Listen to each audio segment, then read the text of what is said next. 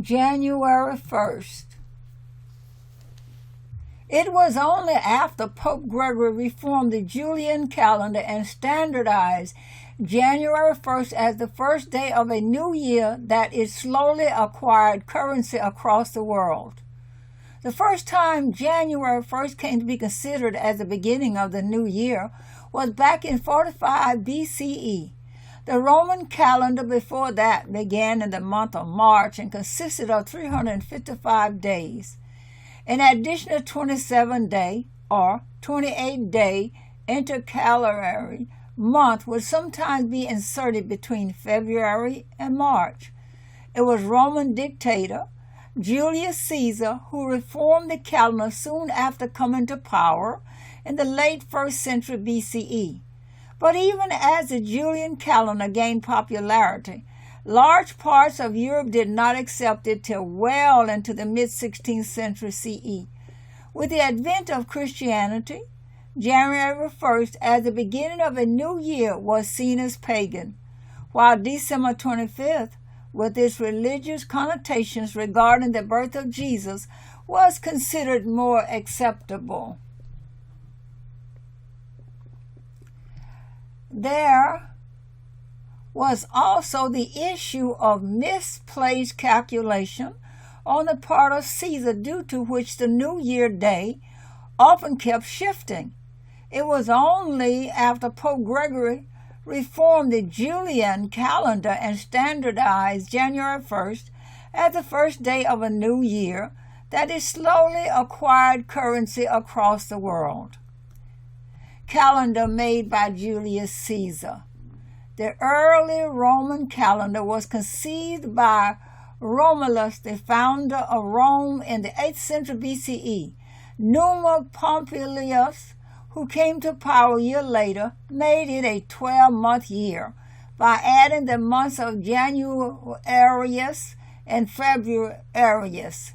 But this calendar, which followed the lunar cycle, frequently fell out of sync with the seasons.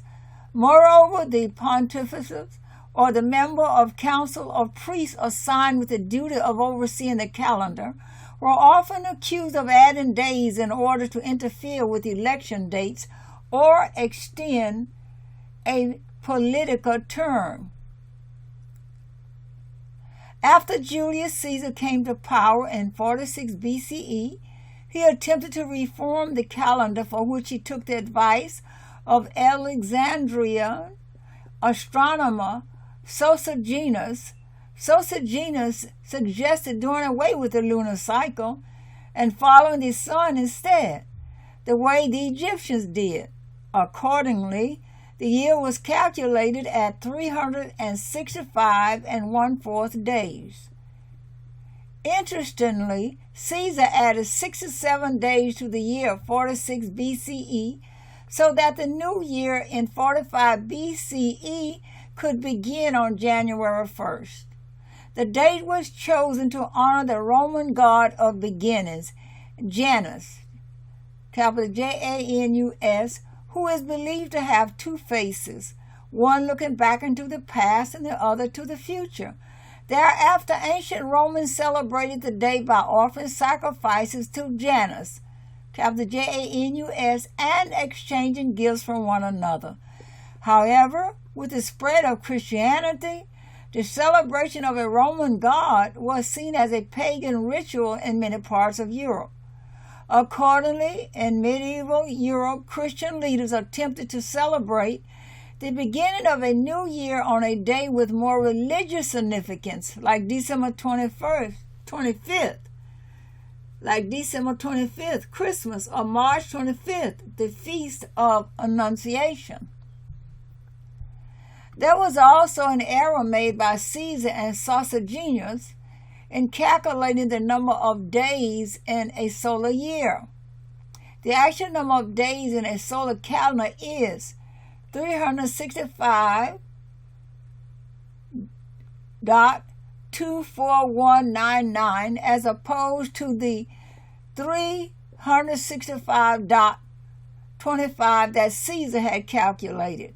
Consequently, there was a gap of 11 minutes every year, which added up to about 11 days by the year 1582. This defect was of principal concern to the Pope. If the Julian calendar had continued in service, Easter would eventually have been celebrated in the summer, writes historian Gordon Moyer in his article, The Gregorian Calendar. Thereafter began the efforts to standardize a calendar most suitable to the Christian life of the Middle Ages. The calendar made by Pope Gregory XIII, Roman numeral XIII.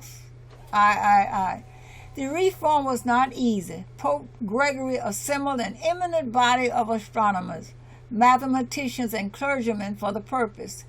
The main challenge it faced was that of afflicting almost every civil calendar, that of dealing with a fraction of a dangling at the end of the year.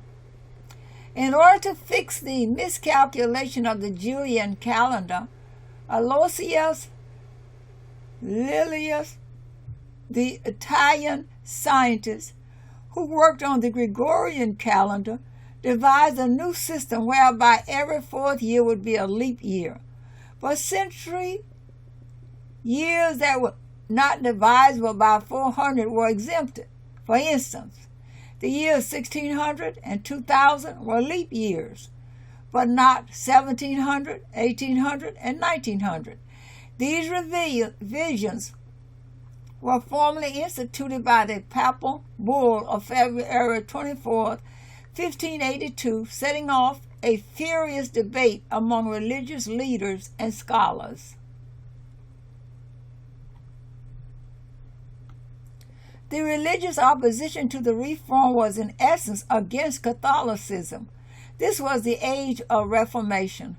Protestant countries rejected the new calendar, denouncing it as a papal scheme to bring their rebellious foe back under the jurisdiction of Rome, writes Moyer. He adds that the accusation was not entirely unfounded, since Gregory XIII was a ruthless promoter of counter-reformation. Consequently, the Catholic countries like Italy, Spain, and Portugal were quick to adopt the new system. Protestant countries like England and Germany held off till about the end of the 18th century. Some accounts suggest that a riot took place in the streets of England in the year 1752, when the country went on to adopt the new calendar. The last European country to adopt the Gregorian calendar was Greece in 1923. While the European colonies in the Americas adopted the new calendar when their mother countries did, large parts of the non-European world too began adopting it over the course of the 20th century. Japan, for instance, replaced its traditional lunar solar calendar with the Gregorian one in 1872, while China adopted it in 1912. There are some countries, including India, Bangladesh, Pakistan, Myanmar, Israel, where the traditional calendar is used alongside the Gregorian one. In India, the Saka calendar, which begins with the Chaitra month, March 21, 22, is used along with the Gregorian calendar for most official purposes.